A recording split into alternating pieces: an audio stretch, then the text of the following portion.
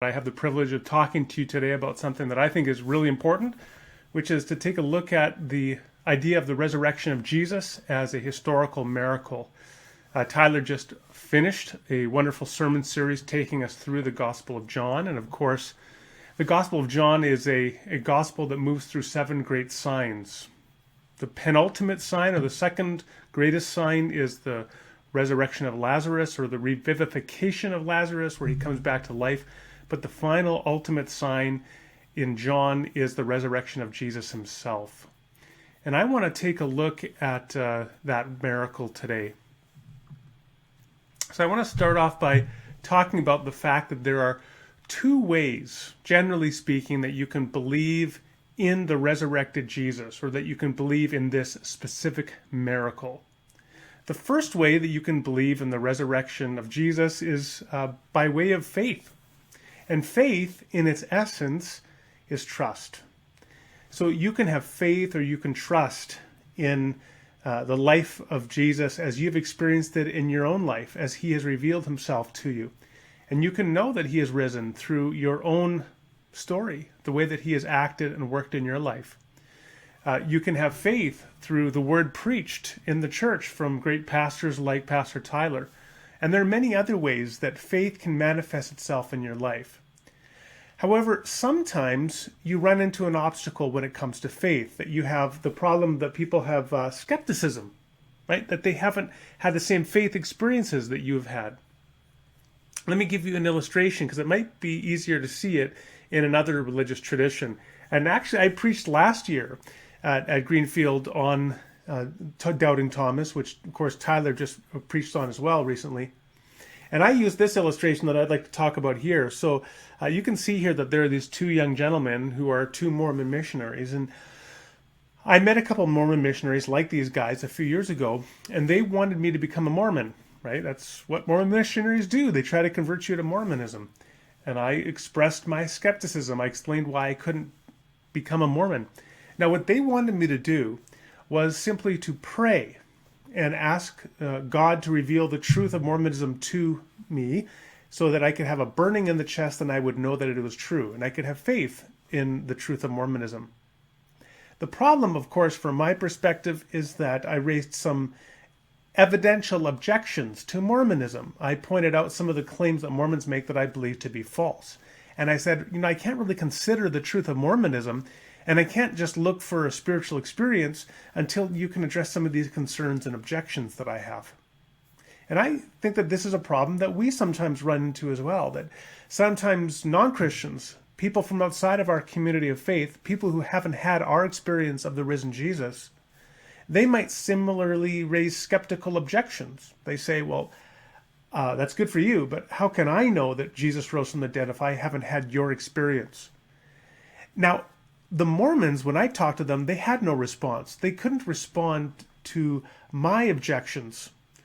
But I don't think Christians are in the same situation. I think that, in fact, when we encounter skeptical objections from people, that we have many good things that we can say in reply.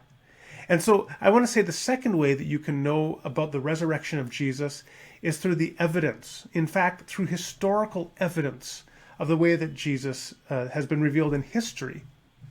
And I want to take a look at that today. And I first of all want to emphasize why this matters as a question.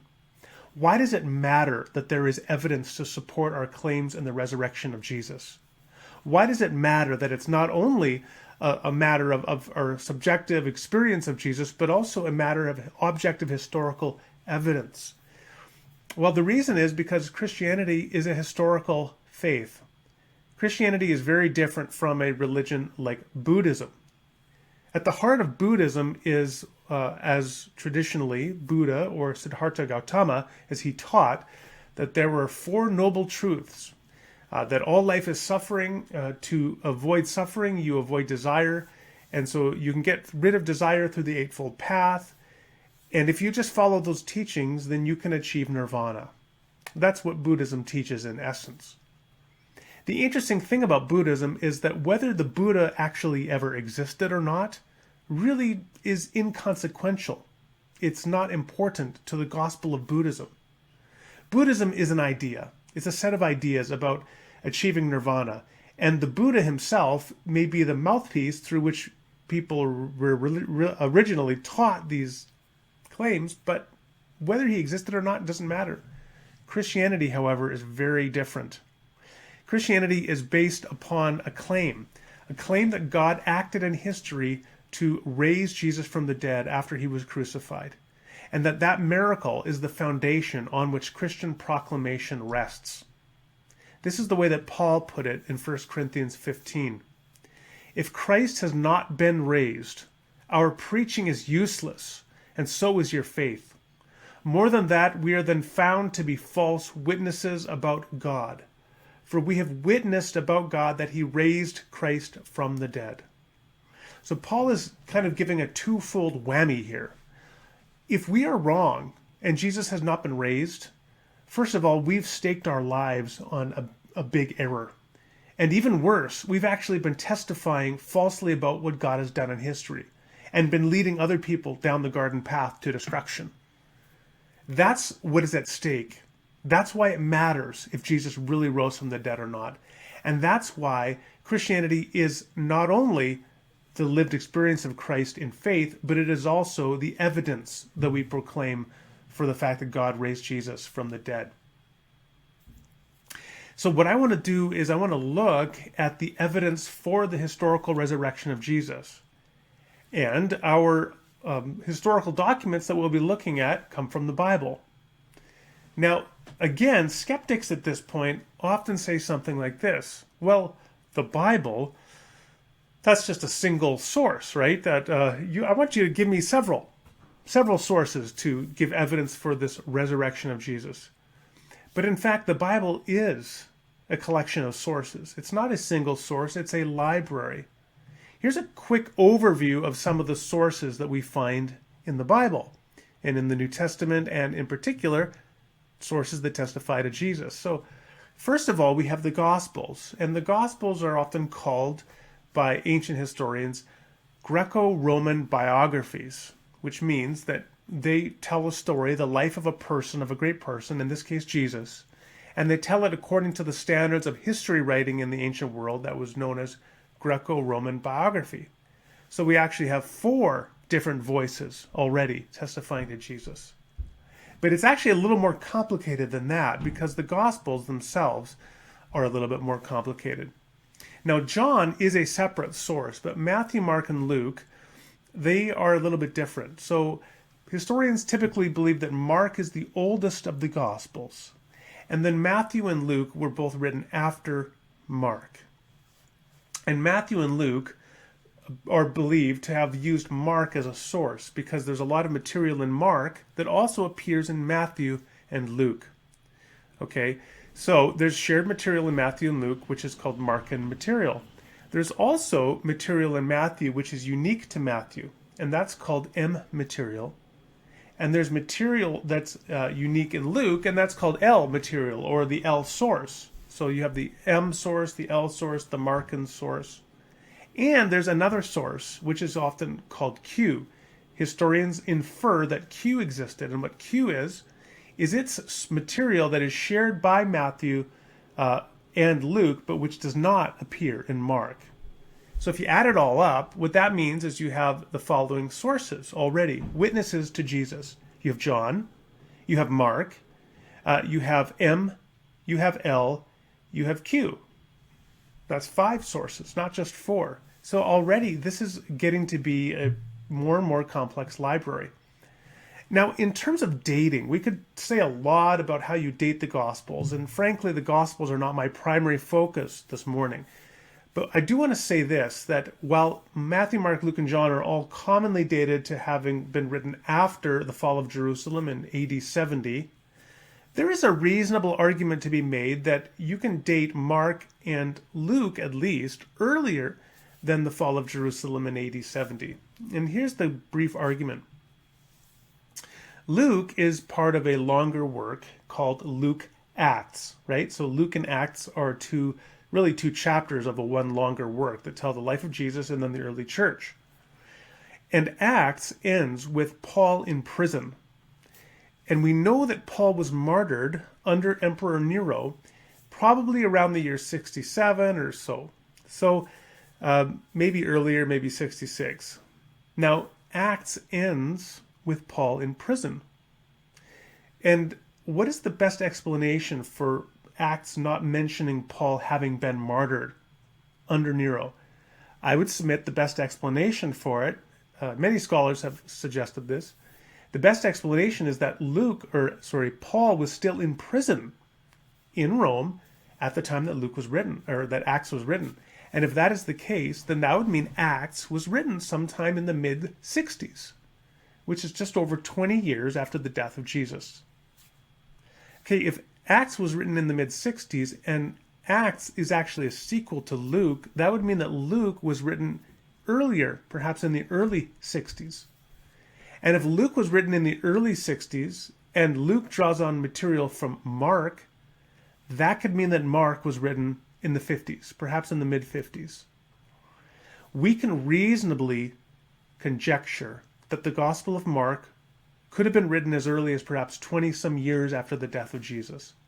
Now, in terms of ancient history, 20 years, that's amazing, right? So the Gospels already are a rich library of sources about the historical Jesus. The Gospels, however, are not going to be our focus this morning. Our focus is going to be on the epistles or letters in the Gospel or in the New Testament that talk about Jesus. But specifically, I want to focus in upon 1 Corinthians 15. And one of the things I'm going to try to do is make an argument that 1 Corinthians 15 was written perhaps, the verses 3 to 7 of 1 Corinthians 15, which includes a capsule summary of the gospel and faith in Jesus, that it was written in the 30s, perhaps within a couple years of the death of Jesus. That is incredible. Okay, in terms of ancient history, that should blow our minds. So let's take a look at the evidence for this. One more thing before we get going, however. Just as skeptics often treat the Bible as a single source, so they often look at the New Testament and the Bible with skepticism. And they look at it with skepticism because they say, well, these are religious documents. These aren't documents of history. And that, in fact, is a false dichotomy. Long before the New Testament documents were recognized officially by the church as inspired, God-breathed, canon, or authoritative writings from God for the church, long before they were recognized to have that status, they started out as mundane. In other words, everyday documents. They were everyday Greco-Roman biographies. They were everyday letters or epistles. And we can look at them as everyday historical documents, historical letters, and look at what they have to tell us about history. This is the way that F.F. Bruce puts it. Somehow or other, he says, there are people who regard a sacred book as ipso facto, or for just that reason, under suspicion, and demand much more corroborative evidence for such a work than they would for any ordinary secular or pagan writing. And Bruce is pointing out that this is just inconsistent. It's a double standard. Just because a book was later recognized as part of the Bible doesn't mean somehow that its historical validity is undermined. You can still look at it as a historical document, and that's what we're going to be doing today. Okay, the next question is this. So how do you go about and do a historical investigation? Let me give you a very simple explanation. What historians try to do is to develop the best theory to explain all the available evidence. A theory refers to the idea of an explanatory framework. So a theory is just a way to explain all the evidence you have available to you. So for example, simple example, let's say that you have your chocolate chip cookie, you left it on the counter, you come back into the kitchen and there is a bite out of the cookie. You look around and you see your puppy sitting there and he looks guilty. And he also has crumbs on his muzzle. And there are no other individuals in the room, just the dog, so there's no one else that could possibly be blamed for this. Who ate your cookie? It would be reasonable then to say, well, the puppy looks guilty, he has crumbs on the muzzle, nobody else is around. My hypothesis is the puppy ate the cookie. And that would be a historical theory or interpretation or proposal. And if that is the best explanation of the data you have available to you, then it's a good theory. We want to do something like that when it comes to the New Testament, and in particular to 1 Corinthians 15, 3-7. We want to take a look at that passage and then ask, what is the best explanation of the passage? So let's take a look at the passage itself. Paul says here, "For what I received, I passed on to you as of first importance, that Christ died for our sins, according to the Scriptures, that he was buried, that he was raised on the third day, according to the Scriptures, that he appeared to Cephas," that is to Peter, "and then to the 12. After that, he appeared to more than 500 of the brothers and sisters at the same time, most of whom are still living, though some have fallen asleep. Then he appeared to James, then to all the apostles. And last of all, he appeared to me also as to one abnormally born." Now that last verse, verse 8, Paul, it appears he is appending that or adding that as an addendum or a footnote. But the main thing that he is quoting, that he received, that he passed on, is from verses 3-7. So let's take a look at that. The first thing I want to ask is this. Just give me a second here. So how early is the teaching? How early is the teaching of 1 Corinthians 15, 3-7? Let's begin with this. This is ground zero is when Jesus allegedly rose from the dead, AD 33, okay? And the question then is this: how close can we get back to AD 33? Well, our benchmark from that is 1 Corinthians is itself written in around the year 54, okay? So already from 54 to 33, we're even a little bit earlier than the Gospel of Mark, right? So we're about 21 years. Now, in 1 Corinthians, Paul says, what I received, I passed on to you. So what he is saying there is, this is not teaching that I'm telling you now for the first time. This is teaching I told you earlier. So when was Paul earlier in Corinth? Well, he was in Corinth in around the year 51. So we now know that within 18 years, Paul, this teaching was circulating. But then the question is this. Well, Paul says here, what I received, I passed on to you. So then the next question is this. Well, then when did Paul first receive this teaching that he passed on to the Corinthians in the year 51? I believe that it is likely that Paul would have received this teaching in around the year 37. Now, this is why. Because we know that Paul was likely converted on his Damascus Road encounter with Jesus in around the year 34. And even the most skeptical historians don't doubt that Paul did convert. For some reason, he converted. And he tells us in the book of Galatians this: "After 3 years, I went up to Jerusalem to get acquainted with Cephas and stayed with him 15 days. I saw none of the other apostles, only James, the Lord's brother." So what he did in the year 37 is to make sure that what he was teaching was the same as what the earlier apostles were teaching. He was comparing notes.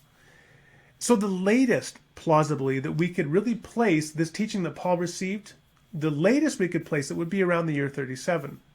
But of course, by that time, it's already circulating and Paul's being taught it, if not before. So we can likely date the teaching that we're going to look at now as earlier than 37. In other words, perhaps within 2 years, within a year of the death of Jesus, this teaching was already circulating in the early church. By historical standards, the standards of ancient history, this is amazing proximity. This kind of intimate closeness between the alleged event and the witness to the event is just unprecedented in ancient history. It's very exciting. So that's how close we can get to ground zero, within a couple years. So with that in mind, let's look again at 1 Corinthians 15, 3-7, and consider, what do we need to explain that this passage tells us, or what do we need to keep in mind for our theory? The first thing we need to keep in mind is the rabbinic context. Okay, so I want to take a look at the rabbinic context behind this passage. The next thing that we'll have to keep in mind is that the passage says that Jesus died for our sins and he was buried. So already there's a recognition that his atoning death was meritorious, that it was for our benefit, for our salvation, and that he was physically, bodily laid in the ground. And then the next thing we have to explain is that he was raised, this belief that he was bodily raised. And I put in parentheses here, the tomb was found empty. Now that is not explicitly stated in the passage, but it is certainly implied in the passage, because the only resurrection the Jews knew was a resurrection that would leave a tomb empty. Number 4, Jesus was seen alive again by his followers. And this is really interesting, even by some skeptics. And I'll talk about the skeptics in a moment. And then the 5th thing that we need to explain is the fact that this teaching about Jesus, that he had died for their sins, that he had been raised, and that he was seen by eyewitnesses, this teaching radiated out from Jerusalem throughout the empire. So those are the things that we need to explain. Let's talk first about the rabbinic context. And to talk about this point, I want to first address another thing I often hear from skeptics. They say, well, isn't this whole thing just kind of like the telephone game? You know, you whisper in one person's ear, peas. They whisper in the next person's ear, bees, because they mishear you, right? And you go around the room and the word keeps changing, and by the end it's completely different. And people suggest that this somehow characterizes the way that beliefs were passed on in the early church. As if at one end of the room somebody said, Jesus died and was buried in a tomb.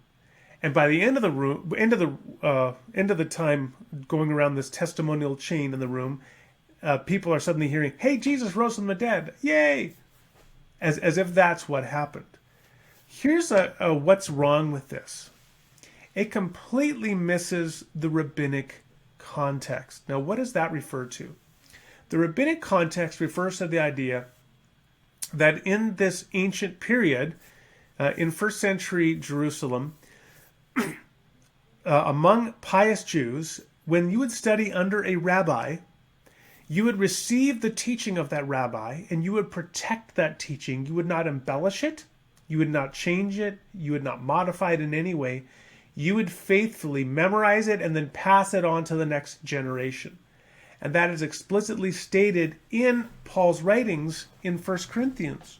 Right here, he says, what I received, I passed on to you as of first importance. He did not modify it. He did not change it. He did not whisper in someone's ear and tweak it a little bit. He ensured that it was faithfully passed on without change, emendation, alteration. He uses the same language elsewhere. He says in 1 Corinthians 11, I praise you for remembering me in everything and holding to the teachings just as I passed them on to you. Later on in the same chapter, he says, I received from the Lord what I also passed on to you. So time and again, Paul is faithfully passing on the teaching as a good rabbi.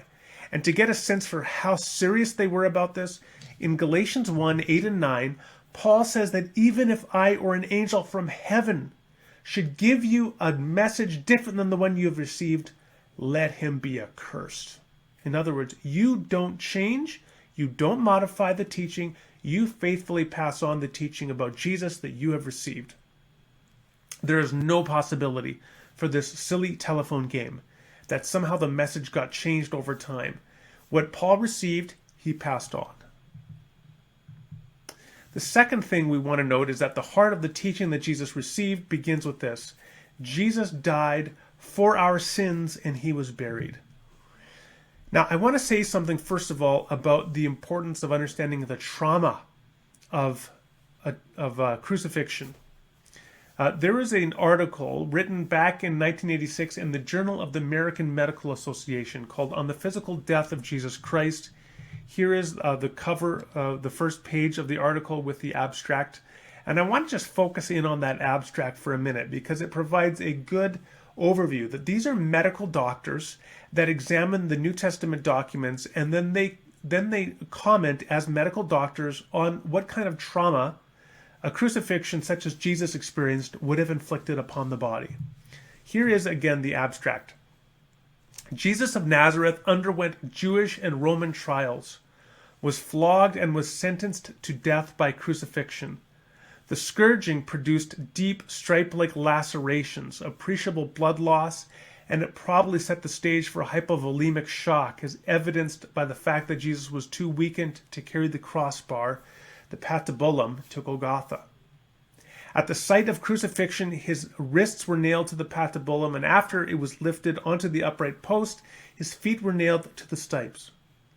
The major pathophysiologic effect of crucifixion was an interference with the normal respiration. Accordingly, death resulted primarily from hypovolemic shock and exhaustion asphyxia. In other words, Jesus could no longer pull himself up to breathe, and he probably suffocated and died on the cross after this brutal torture that was inflicted upon him. Jesus' death was ensured by the thrust of a soldier's spear into his side.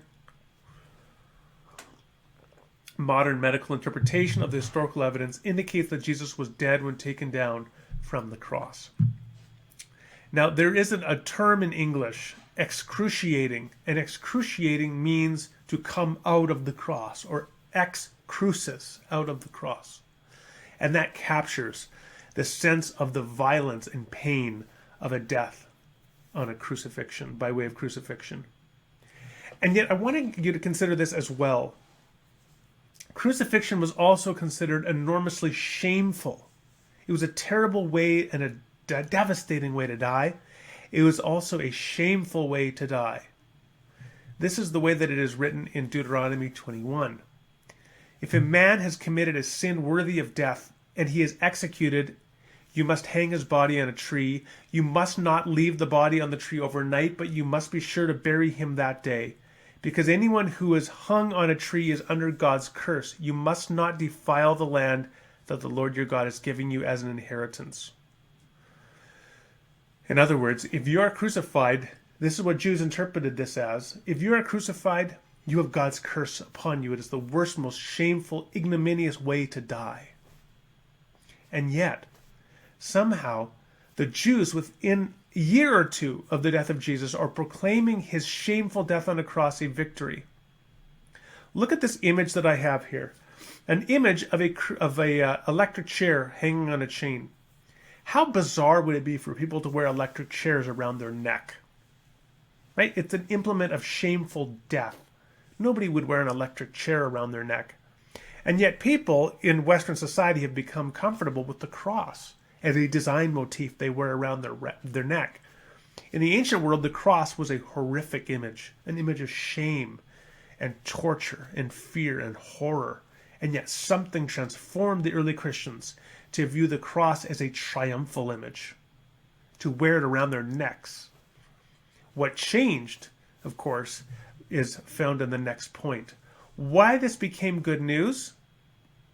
It became good news because it was not the end of the story. So the next point we want to look at is that Jesus was raised and the tomb was found empty. Now, the first thing we want to appreciate here is what resurrection means or being raised, what that meant for a first century Jew. What it meant is a general resurrection, a bodily resurrection. As Jesus himself said, a time is coming and now has come when the dead will hear the voice of the Son of God, and those who hear will live. Your body will come back to life. When your body comes back to life, your tomb is found empty. That's what it meant to be raised. And this is how Jesus is being described in 1 Corinthians 15. Ageratai means he was raised. His body came back to life. And so the term resurrection or anastasios is life, for God the Son to have achieved life, resurrection life once again. Okay, so here's the teaching secured by the Rabbinic Context. Jesus died for our sins. Something that was shameful now became glorious. Why did it become glorious? Because they believed he had been raised from the dead. Why did they believe he had been raised from the dead? Because he was seen alive again. He was seen alive again by Peter or Cephas and the 12. And it's especially interesting to note how the Gospels in particular describe them as being confused after Jesus died and not getting that he had actually been raised from the dead. And those are embarrassing details which seem very plausible because he wouldn't include them unless they were true. So something transformed Peter to view the cross not as a failure, but as a triumph. Something changed the early apostles, and they ended up dying for this faith. Peter as well was likely martyred in Rome under Nero. What changed Peter from denying Jesus 3 times in front of the fire to dying for him in Rome? Well, you have it right here. He saw Jesus again. And then this is fascinating. Jesus appeared to James and then to all the apostles. Now, the thing I want to highlight about James is that this is the brother of Jesus, that James. So what we have here is elsewhere in the Gospels, in Mark, it says that when Jesus' family heard about this, they said he's out of his mind. In John 7:5, we read, even his own brothers did not believe in him. In other words, the theme in the Gospel seems to be that the family of Jesus, in particular his brothers, were skeptical of his claims. And again, this is what we call the criterion of embarrassment. That if something is embarrassing for your cause, then it is very likely to be true, because you would not make it up. You would not make up an embarrassing fact, right? You would make up something that would look good, make you look good. You wouldn't make up things that are embarrassing. So the fact that the brothers of Jesus are described as being skeptics during his life is implicit support for the truth that they in fact were skeptics, because you wouldn't make it up unless they were. And yet something transformed James, because he later on became a leader of the church. We already saw that in Galatians 1, Paul then goes up and visits James and Peter in Jerusalem. What changed James? We read it right here. Jesus appeared to him. He appeared to his brother and changed his mind. And then it mentions 500 other individuals, so many of whom are still alive. But then Paul also says this, last of all to me. So he adds this in. And this also is one of these great mysteries of history. What is it that changed Saul, perhaps the premier persecutor of the early Christians, to being perhaps its most prolific evangelist and leader? Again, he tells us right here, I saw him too. I saw him raised, and that's what changed Paul. And then the last thing I just want to highlight here is that, again, the teaching about Jesus, all these amazing facts, that he died for our sins, that he was laid in a tomb, that he rose again, that he was seen by various people, this teaching itself radiated out from Jerusalem. It didn't start in Antioch, it didn't start in Tarsus, it didn't start in Alexandria or Rome or somewhere else. No, it actually radiated out from Jerusalem. And this in and of itself is a fascinating detail. So let's now put on our historical hat. We have all this evidence we have to look at. What best explains all of these facts?